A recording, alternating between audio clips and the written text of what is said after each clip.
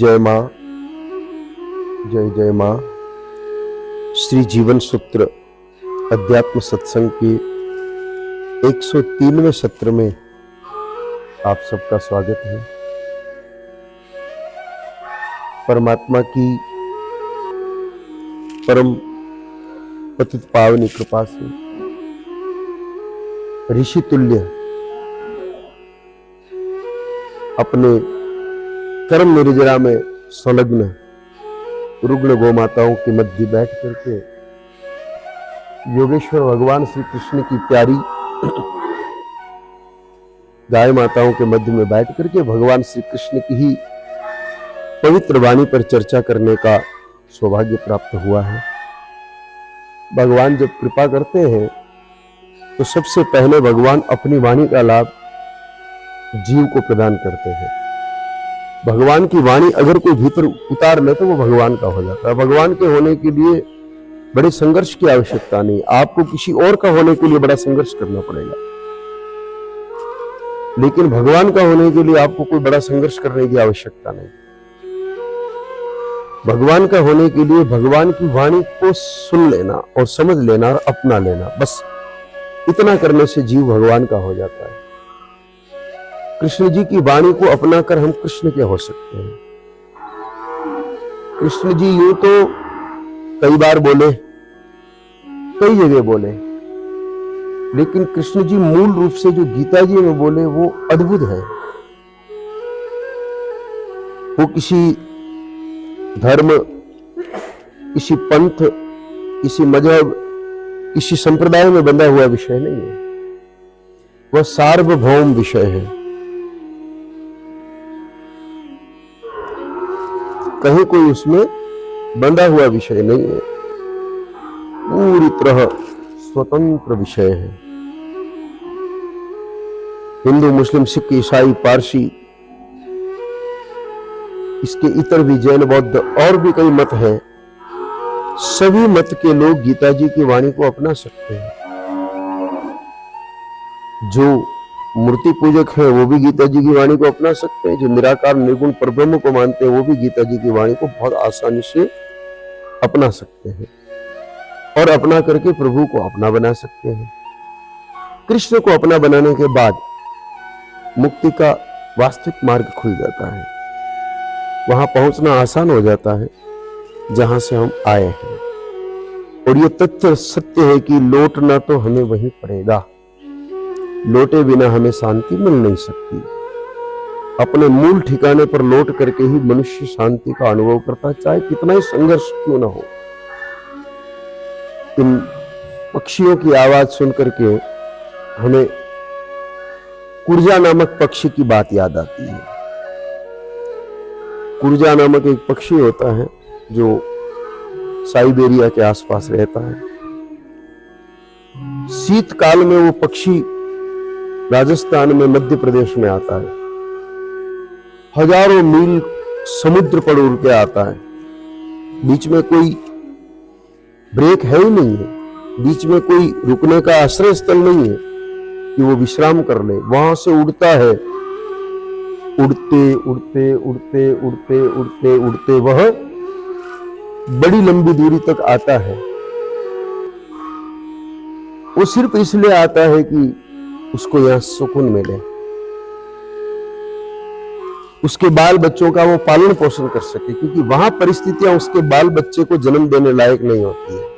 ये कुदरत का कोई खेल है। वहां वो बच्चे को जन्म नहीं दे सकता, अगर दे तो मर जाएंगे। जहां का वो पक्षी है वहां की पारिस्थितिक तंत्र ऐसा बना हुआ है कि वहां अगर वो बच्चे को जन्म दे तो बच्चा मर जाता है। इसलिए वो वहां से भारत आता है। यहां जोधपुर के पास में ओसिया माता जी के पास में खीचन करके गांव है। उस गांव में करीब 1.25 करोड़ पक्षी हर वर्ष आते हैं।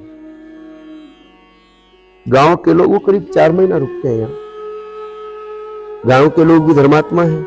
1 ट्रक दाना रोज डालते हैं। वो रोज मंडी से 1 ट्रक दाना आता है 4 महीने तक। वो गांव भी धन्य है, इतनी हिम्मत रखता है। ये ओसिया माता जोधपुर के पास में। वहां खींचन करके गांव है, 1 ट्रक दाना प्रतिदिन आएगा और वो उन पक्षियों को लोग डालते हैं। 4 महीने ये क्रम चलता है। इतनी फैसिलिटीज, विचार करिएगा, इस बिंदु को समझिएगा थोड़ा सा। इतनी सुविधा कि उन पक्षियों को दाना ढूंढने के लिए कहीं जाना नहीं पड़ता। सुरक्षा की गवर्नमेंट वहां गार्ड खड़े करती है कि कोई शिकार न करे। सेफ्टी की कोई प्रॉब्लम नहीं, दाने की कोई प्रॉब्लम नहीं। लोग भी इतने धर्मात्मा है कि पुलिस वाले न भी ध्यान रखे तो किसी की हिम्मत नहीं कि वहां उन पक्षियों का शिकार कर सके। सुरक्षा पूरी, दाना पूरा, और बच्चों को जन्म देने का पूरा वातावरण उनको प्राप्त होता है वहां पर। फिर भी 4 महीने बाद वो वापस लौट जाते हैं, रहते नहीं है वहां। शिकार, परिस्थिति प्रतिकूल, भोजन के लिए जिद्दोजहद, और वहां पक्षियों के प्रति ऐसी सुरक्षा की भावना नहीं, मार के खा जाते हैं। उस क्षेत्र में तो ऐसा भी रिवाज है कि एक पक्षी होता है, वो मौसम विशेष में आग की तरफ आकर्षित होता है, तो वो फिर उस मौसम में वो लोग जाते हैं और गांव के बाहर जाके जगह जगह आग जलाते हैं। वो पक्षी सारे उड़ उड़ पे आके उसमें पड़ते हैं, सेक सेक के खा जाते हैं। शिकार भी करना नहीं पड़ता, वो पक्षी सुसाइड करते हैं आग में आके।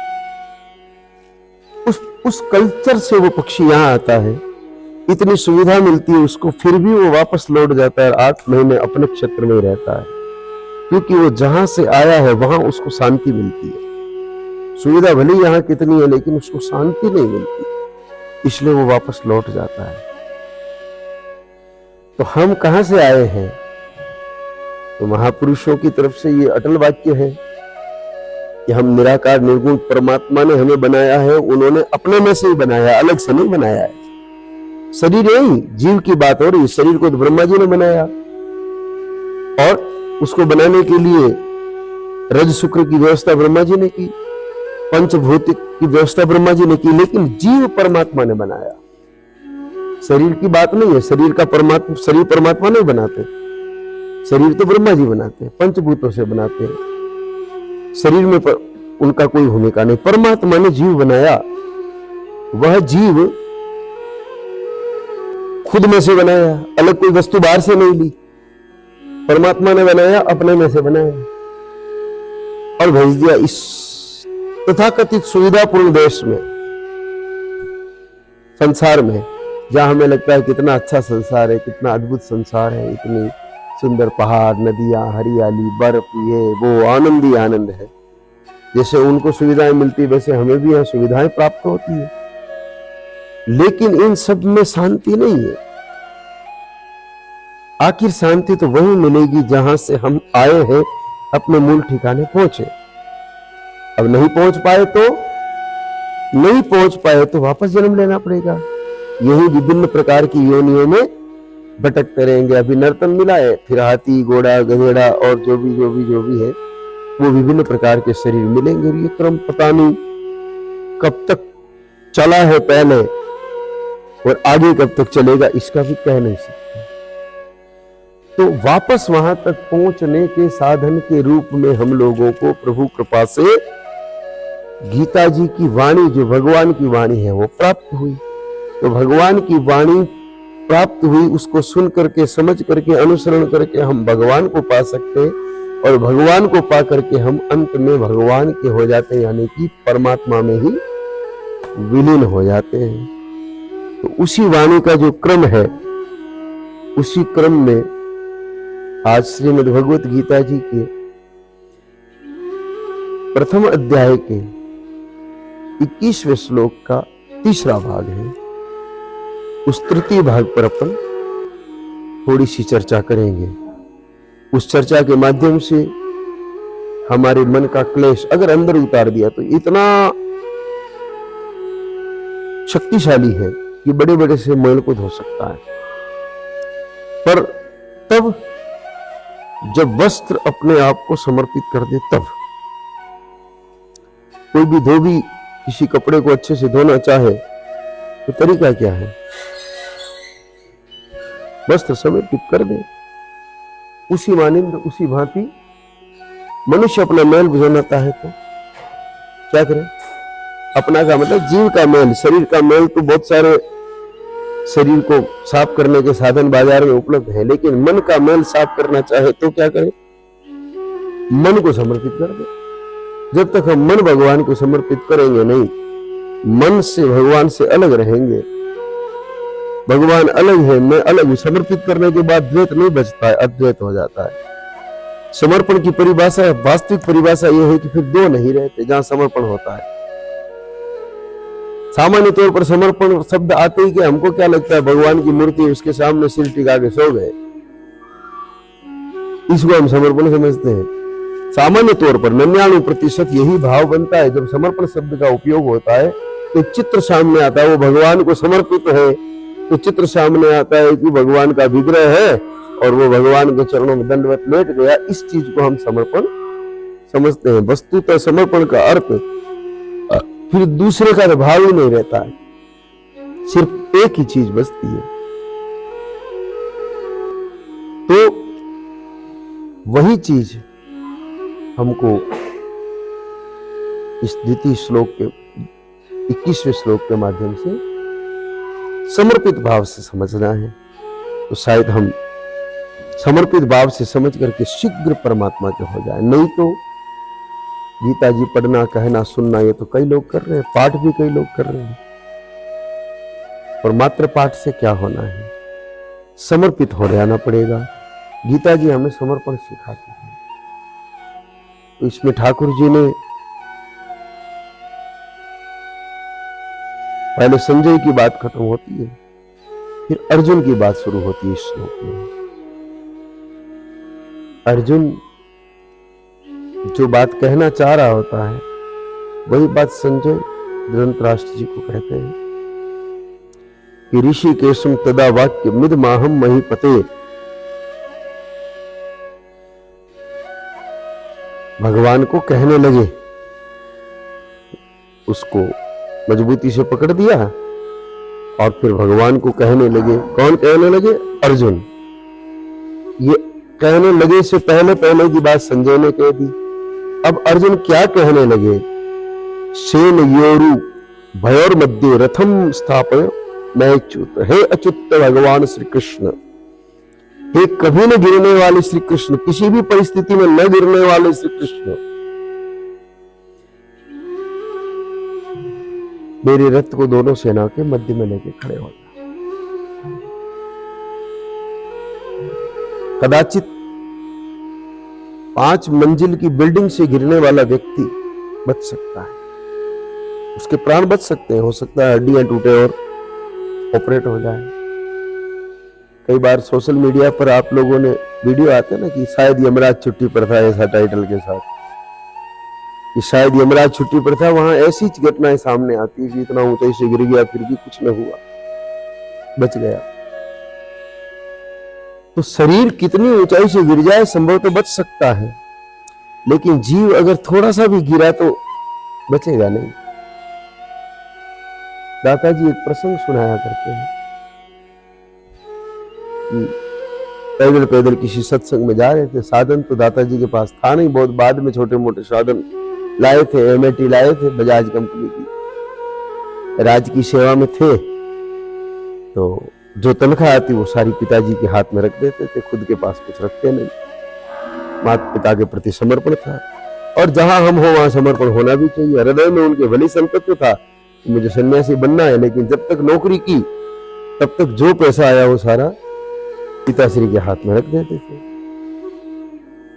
आजकल तो आप लोग देखते हैं एक शिक्षक नौकरी लगती है कि 2 साल में तो कार लाता है। अभाव की जरूरत ही क्या है शिक्षक के? उस समय तो कारें खूब सस्ती थी, लाख रुपए में 800 मिलती थी, लेकिन वो कई बार पैदल ही सत्संग में चले जाया करते थे। तो एक दिन ऐसे शाम का समय था, और शाम के समय कुछ लोग मद्यपान करके मस्त रहते हैं। तो ऐसे ही एक शराब पी करके एक व्यक्ति घिरा हुआ था। तो दादाजी बड़े दयालु स्वभाव के थे, हमें अच्छे से याद है। अगर कोई जहां दादाजी रुके हुए तो वहां कोई सोता ना, और ठंड का मौसम होता, रात को 2 बार घूम के चेक करते थे किसी की रजाई सरक तो नहीं गई, मतलब किसी के पैर ठंडे तो नहीं है, वो उनके कपड़े ठीक करके वापस सोते जाकर। इतना दयालु स्वभाव था। वो पड़ा हुआ था, नीचे अधिक ग्रहण कर लिया होगा, तो सड़क के किनारे गिरा हुआ था। तो दाताजी ने अपना हाथ लंबा किया, बेचारा गिर गया है, मैं उठा लेता हूं। हाँ, तो हाथ लंबा किया कि मैं उठा लेता हूं। तो जब मद्यपान करता है आदमी तो मारवाड़ी बोलने वाला हिंदी बोलने लग जाता है, हिंदी बोलने वाला इंग्लिश बोलने लग जाता है, पता नहीं उनकी भाषा कैसे बदल जाती है, ईश्वर जाने। तो जैसे ही दाताजी ने प्रयास किया कि उठा दूं, तो हाँ बाबा चल क्या तुमड़े तू खुद उठाएगा, मैं खुद उठ जाऊंगा, लेकिन हाँ तू गिर गया तुझे कौन उठाएगा। तो शराबी ने ये बात कही कि तू गिर गया तो तुझे कौन उठाएगा। दादाजी ने बड़ा मंथन किया इस शब्द पर कि बात तो ये ठीक कह रहा है कि मैं धरती पर गिर गया हूं, मेरा नशा उतरेगा और मैं उठ ही जाऊंगा, लेकिन तुम संत हो, अगर तुम गिर गए, मतलब शरीर से गिरने की बात नहीं है यहाँ, उसने भले शरीर से गिरने का कहा हो, उसके अपने मनसा रही हो, लेकिन दादाजी ने उसका ये विषय निकाला कि अगर मैं जहां हूं, चाहे भक्ति के मार्ग पे हूं, ज्ञान के मार्ग पे हूं, सेवा के मार्ग पे हूं, उस मार्ग से थोड़ा सा भी गिरा तो फिर उठना मुश्किल हो जाता है। तो शरीर का गिरना तो ठीक बात है, लेकिन साधक अगर एक बार गिर जाए तो उसकी महीनों की सालों की तपस्या का सर्वनाश हो जाता है। सुबह उठ के आपने जो भी जब तब जप किया, आप वैचारिक रूप से भी गिर गए। जैसे कोई सन्यासी है और उसने अपने आहार को शुद्ध कर लिया कि भाई मैं प्याज नहीं खाऊंगा, ऐसा मन बना लिया, और किसी होटल के बाहर होके गुजरा और प्याज की सुगंध आई। अब वो विचार करे कि खुशबू अच्छी आ रही है, क्या है इस प्याज में, चलो अपन भी आज प्याज लिए चलते हैं। वो आगे बढ़ा, सब्जी मंडी तक गया, तब तक वो विचार भी नष्ट हो गया और प्याज नहीं लिया, लेकिन वो सोचा प्याज लेने का, वो भी नीचे गिरा देता है। वो सोचना भी व्यक्ति को नीचे गिरा देता है अपने उस स्थान से। तो भगवान श्री कृष्ण का नाम अच्युत है ही इसलिए कि वो किसी भी परिस्थिति में न गिरने वाले हैं, चाहे कैसी भी परिस्थिति आ जाए। कई बार अन्य लोगों के बारे में सुना जाता है कि वो अमुक इतना बड़ा महापुरुष था, लेकिन अमुक संकट काल आया तो उसने ये कर दिया, वो कर दिया, ब्रह्मा जी ने ये कर दिया, ऐसी कुछ घटनाएं आती है। इंद्र की भी आती है, चंद्रमा की भी आती है। चंद्रमा की भी ऐसी घटना आती है कि वो अपने स्थान से गिर गए, बुरे विचार कर लिए। लेकिन श्री कृष्ण जी के संपूर्ण जीवन चरित्र में कोई गिरने की घटना नहीं आती है। इसलिए कृष्ण आज भी सबसे प्यारे हैं, सबसे लाडले हैं। उनके गिरने की कहीं कोई घटना सामने आती नहीं है, इसलिए उनको अच्युत कहा है। तो अब उनकी शरणागति का मतलब साधक भी अच्युत हो जाए। जो स्थिति पाली कम से कम उससे तो न गिरे। अगर थोड़ी भक्ति ज्यादा कर ली और लोग चार लोग भगत भगत कहने लग गए, और अगर हमें भगत होने का अहंकार आ गया तो गिर गए हम, हमारी भक्ति गई। हमने कुछ गाय माताओं की सेवा कर ली, हमारे कारण 500-50 गाय माताएं बच गई, और हमको लोग कहने लगे भाई ये तो बहुत अच्छा गौ भगत है, और ये कितना अच्छा आदमी, कितना अच्छा काम कर रहा है। उस चीज से हमारे भीतर प्रसन्नता प्रफुष्टित हो, इसका मतलब हम गिर गए अपने स्थान से। उस सेवा के कारण जो निर्मलता आनी चाहिए थी वो समाप्त हो जाएगी, नहीं बचेगी। ज्ञानी हो गए, ज्ञान के शास्त्र पढ़े, अहम ब्रह्मास्मि का भाव मन में आ गया, और फिर देह का चिंतन करने लग गए, अधिक अनावश्यक चिंतन। सामान्य चिंतन तो ठीक है, क्षुधा लगी, सामान्य भोजन मिला, पा लिया, विशेष रोग हुआ, वैद्य जी ने औषधि दी, पा ली, वहां तक तो ठीक है। लेकिन शरीर पर ही पूरा ध्यान गया और आत्मचिंतन समाप्त हो गया, उसी समय वहां से गिर गए। तो हम न गिर पाए, उसके लिए हमें कृष्ण जी की वाणी को समझना पड़ता है। इसलिए यहां पर अच्युत शब्द से अर्जुन प्रारंभ करता है कि हे अच्युत, दोनों सेनाओं के मध्य में मेरे रथ को आप खड़ा कीजिए। और कब तक खड़ा कीजिए? जब तक मैं इन खड़े हुए लोगों को अच्छी तरह से देख न लूं। ये अगले श्लोक में है, यहां खड़ा कीजिए, बीच में खड़ा कीजिए, मध्य में खड़ा कीजिए शब्द आया है। साधक के लिए मध्य अवस्था अत्यंत महत्वपूर्ण अवस्था है। मध्य अवस्था जो है साधक के लिए सभी दृष्टिकोण से सर्वोत्तम अवस्था मानी गई है। अभी मार्ग में जब चल रहे थे, शायद सथाना से आ रहे थे या जा रहे थे, उस समय किसी ने प्रश्न किया था। हनुमान जी के मंदिर के पास से होकर के रामदेव जी के मंदिर की तरफ मुड़ रहे थे, उस समय का प्रश्न है संभवतः ये कि द्वेष कितना खतरनाक है, ऐसा कोई प्रश्न था। ऐसा ही प्रश्न था ना, द्वेष से जुड़ा हुआ। राग और द्वेष दोनों के मध्य की स्थिति सर्वोत्तम स्थिति है, क्योंकि दो सिरे हैं, जीवन के दो सिरे हैं। एक सिरे में राग है, दूसरे सिरे में द्वेष है, लेकिन बीच में खड़े आ गए तो समता है। ना काहू से दोस्ती, ना काहू से बैर। यहां पर कबीरदास जी ने भी बीच में शब्द का उपयोग किया है। असल हम जब वो दोहा पढ़ते ना, कबीरा खड़ा बाजार में सबकी मांगे खेर, ना काहू से दोस्ती और ना काहू से बैर, तो हम क्या सोचते हैं कि बाजार में खड़ा है, मतलब मार्केट में कबीरदास जी खड़े हैं। यहां कबीरदास जी के शब्दों का बड़ा गूढ़ रहस्य है। बाजार में खड़ा हुए कबीरदास जी क्या करेंगे, और वहां खैर मांगने की क्या जगह है? खैर मांगता है तो भगवान के दरबार में जाके मांगता है। भाई खैर किससे मांगता है? भगवान के दरबार में जाके मांगता है।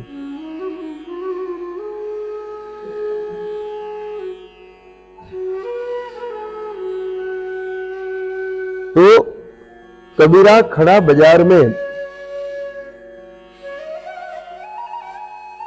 बाजार में का मतलब दुनिया की, बाजार में क्या होता है? बाजार का मतलब, बाजार का अर्थ है जहां शोर है। बाजार का मतलब जहां ईमानदारी भी है, धोखाधड़ी भी है। बाजार का मतलब जहां शुद्धता भी है, मिलावट भी है। बाजार का मतलब जहां सच भी बोलते हैं, झूठ भी बोलते हैं। एक पूरा दोहरा व्यापार। बाजार जहां पर धूप बत्ती भी मिलती है और शराब की बोतल भी मिलती है। बाजार जहां गाय माता का घी भी मिलता है और अभक्ष्य वस्तु भी मिलती है, यानी कि दो धुरियां। बाजार का अर्थ दोनों विपरीत विपरीत वस्तुएं जहां एक जगह हो, उसको बाजार का है। तो कबीरा खड़ा बाजार में, बाजार के मध्य में खड़ा है, यानी कि न इसका न उसका, मध्य की स्थिति। सबकी मांगे खेर, ना काहू से दोस्ती, ना काहू से बैर। खेर का मतलब सर्वे भवन्तु सुखिनः। खेर शब्द का अर्थ है सर्वे भवन्तु सुखिनः, सभी सुखी रहे। और वो भी किसके लिए? ना काहू से दोस्ती। हम खैर किसके लिए मांगते हैं? अपने लोगों के लिए, मेरा भाई प्रसन्न रहे। हाँ, और के लिए कहां खैर मांगता है कोई? आप जब यज्ञ कराते हैं, हवन कराते हैं, पूजा कराते हैं, तो परिवार की प्रसन्नता की बात ही पंडित जी संकल्प में बोलते हैं। परिजन सुखी रहे, परिवार सुखी रहे, इष्ट मित्र सुखी रहे, यानी कि जो हमारे अपने हैं उनके लिए खैर मांगी जाए और जो अपने न है उनके लिए बैर मांगी जाए। लेकिन यहां तो मध्य में खड़े हैं, इसलिए ना काहू से दोस्ती, ना काहू से बैर, यानी कि मित्रता भी नहीं है। मित्रता मोह का प्रतीक है और बैर द्वेष का प्रतीक है। तो न राग न द्वेष, दोनों के बीच की स्थिति में, मध्य स्थिति में। अब मध्य स्थिति का एक अर्थ और भी निकलता है, समता, समत्व। हर परिस्थिति में आनंदित रहना, ये मध्य स्थिति कहलाती है। सूखी रोटी चटनी मिली, आनंद। हलवा पूरी मिला, आनंद। टूटी खटिया मिली, आनंद। 6 इंच का गद्दा मिला, आनंद। ऐसी मिला, आनंद। बांस की पत्तियों का, खजूर की पत्तियों का बीज ना मिला, आनंद। ये सम स्थिति है। तो सम स्थिति में जो खड़ा होता है वही जीवन की जंग को जीत पाता है। अर्जुन युद्ध को क्यों जीत पाया? दुर्योधन बीच में नहीं गया। दुर्योधन कहां गया? दुर्योधन पहले तो गया द्रोणाचार्य जी के पास, किसके लिए? कि इनके मन में जो समता है वो खत्म हो जाए, ये मेरे पक्ष में हो जाए। द्रोणाचार्य जी पांडवों का भी बुरा नहीं चाहते थे, तो कौरवों का भी बुरा तो नहीं चाहते थे। वो भली पांडवों के पक्ष में नहीं खड़े थे, मजबूरी में कह लीजिए, परिस्थितियों में कह लीजिए, या भगवान की लीला का एक हिस्सा होना कह लीजिए, लेकिन असल में वो पांडवों या कौरवों का किसी का भी बुरा नहीं चाहते थे और न किसी का अलग से स्पेशल भला चाहते थे। वो तो जो पात्र थे उनको प्राप्त हो गया। पढ़ाई में भी दुर्योधन ने ये कहा है कि आपने भेद किया, अर्जुन को अच्छा सिखाया, मुझे अच्छा नहीं सिखाया, पर ये सत्य तो नहीं था। अर्जुन में पात्रता थी, वो सीख गया। दुर्योधन इस मामले में अपात्र रहा, इसलिए वो चीज नहीं सीख पाया। तो वहां धर्म था, क्या नाता था उनका?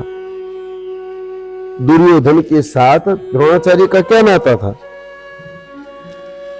धर्म का नाता था, अध्यात्म का नाता था, विद्या का नाता था, शिक्षा का नाता था। जहां धर्म, अध्यात्म, विद्या और शिक्षा का नाता हो, वहां पर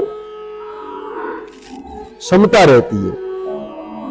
ना काहू से दोस्ती, ना काहू से बैर, पात्रता के अनुसार पदार्थ प्राप्त हो जाता है। पहले वहां गया, वहां कोई बात नहीं बनी। वहां उन्होंने कहा नहीं कि हाँ तू मेरा लाडला बेटा है, ऐसा है वैसा है, मैं अर्जुन को मारूंगा, कोई कमिटमेंट नहीं किया, अभी तू मौन रहे पूरी तरह। तब वो गए भीष्म पितामह के पास।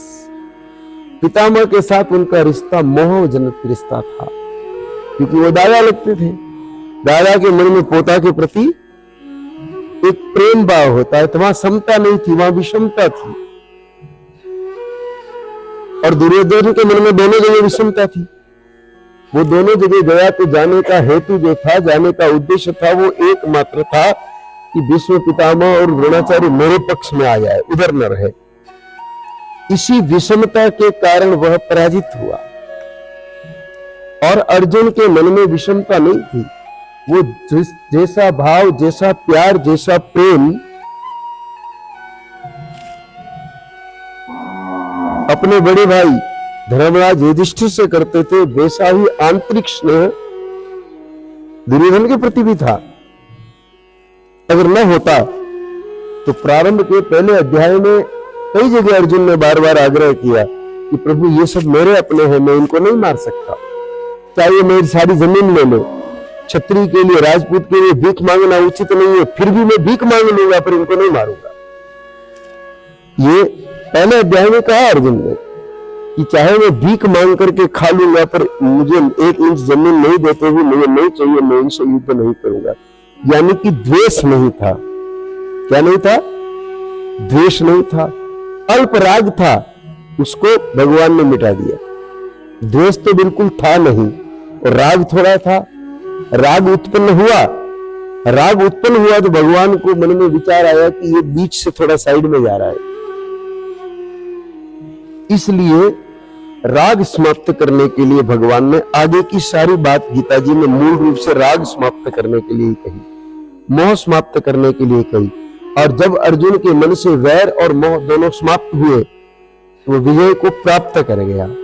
इसलिए हमें अगर अपने जीवन की जंग को जीतना है, और जीतना तो है ही भाई, मनुष्य बनकर हम लोग पृथ्वी पर आए हैं, हमारे जीवन का अंतिम और वास्तविक लक्ष्य एक ही होना चाहिए कि हम मुक्त हो जाएं, प्रभु को पा जाएं। कोई रसगुल्ले खाने, गुलाब जामुन, कचौरी खाने थोड़ी धरती पर प्रकट हुए हैं, ये तो उद्देश्य है नहीं। वो तो ठीक है, पेट भरने के लिए जैसा पवित्र भोजन मिला वैसा भोजन कर लिया, वो एक पृथक विषय हो सकता है, परंतु वास्तव में तो सत्य तो यह है कि हम लोग मुक्ति के लिए इस पृथ्वी पर आए हैं और हमारी मुक्ति होनी ही चाहिए।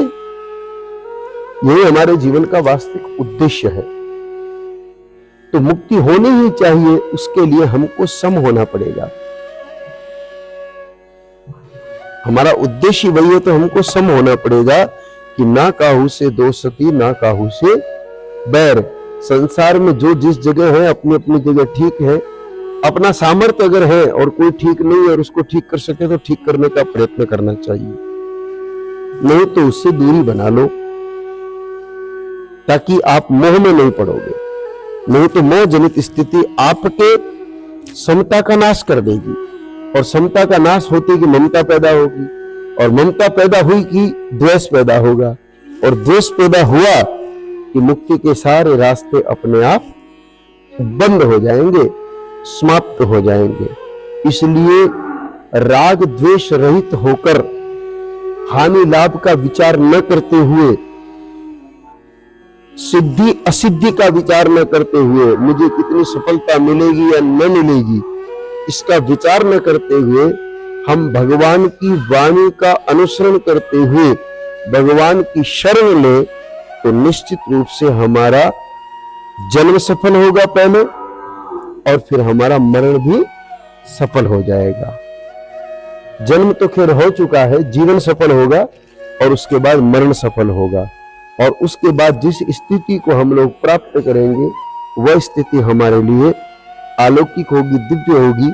वहां से पुनः आना न पड़ेगा, हम उस शांति को प्राप्त कर लेंगे जिस शांति के लिए हम इस संसार में आए। तो आज का समय पूर्ण हुआ, इसलिए आज की वार्ता को भी यहीं पर विराम देते हैं। जय मां, जय जय मां। ओम।